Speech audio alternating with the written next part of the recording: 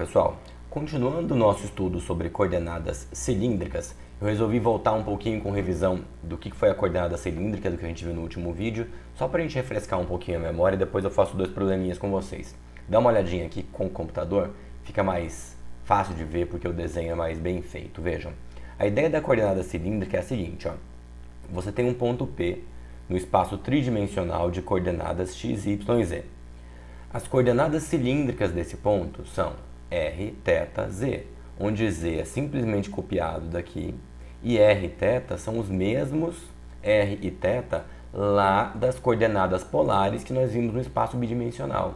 A lógica por trás disso é, se eu quiser escrever esse ponto por um outro caminho, eu pego o meu ponto P, projeto ele no plano xy e isso vai gerar para mim um ponto de 2 coordenadas que eu chamei de P'. Ao invés de chamar esse P' de xy, eu usei as coordenadas polares nele. A coordenada polar usa o r, que é a distância da origem até o P', e o ângulo θ formado com o eixo x positivo.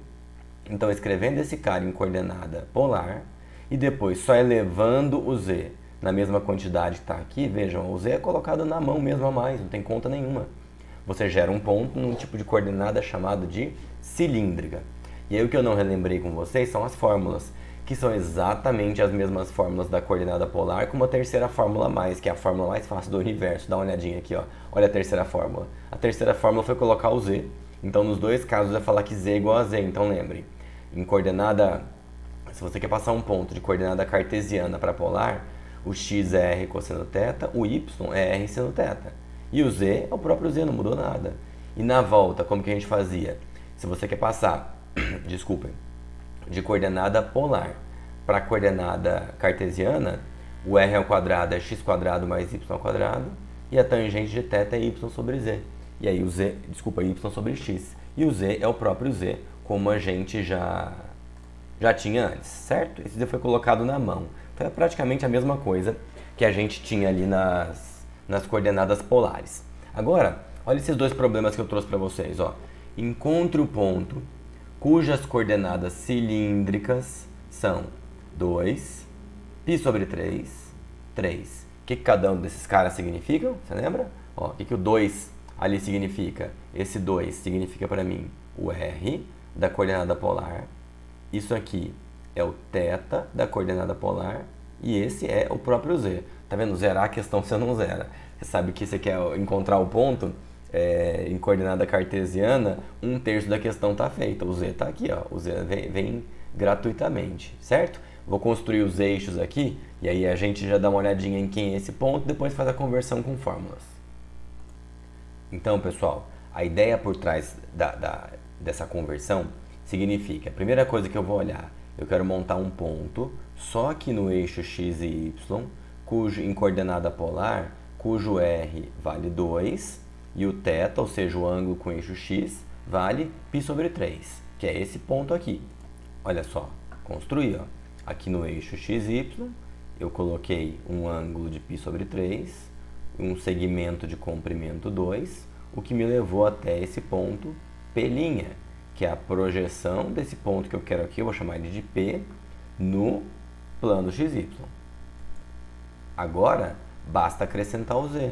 Vejam só, o z vale 3. Então, basta partir desse ponto P' e fazer uma projeção vertical aqui para cima, paralela ao eixo z, de comprimento 3. Assim que essa projeção acabar, eu achei meu ponto P. Vejam só, subindo aqui 3 unidades, um desenho ilustrativo mesmo, eu indiquei que são 3 unidades, eu vou encontrar exatamente aqui acima do P' um ponto P, deslocado 3 unidades na vertical aqui para cima, e esse ponto P é o ponto que eu estou buscando aqui. Mas indo um pouco mais além do que isso, o que eu queria saber aqui também é quem é esse ponto P em coordenadas cartesianas, né? Então vamos terminar a continha dele aqui para ver? Para fazer as coordenadas cartesianas, eu preciso achar o x, o y e o z, como está aqui, ó. A gente sabe que o x é dado por r cosseno θ. O r vale 2 vezes o cosseno de π sobre 3. Já vou com os valores direto, tá? O cosseno de π sobre 3 é meio. Esse x vai dar 1. Y. O y é r seno θ. O r é 2. O seno de π sobre 3 é raiz de 3 sobre 2, corto 2, isso vai dar raiz de 3. E lembrando, o z é gratuito. Então, quem é o meu ponto P, que eu acabei de mexer ali? A coordenada x é 1, a coordenada y é raiz de 3 e a coordenada z é 3. O z é gratuito. Tá aí, ó.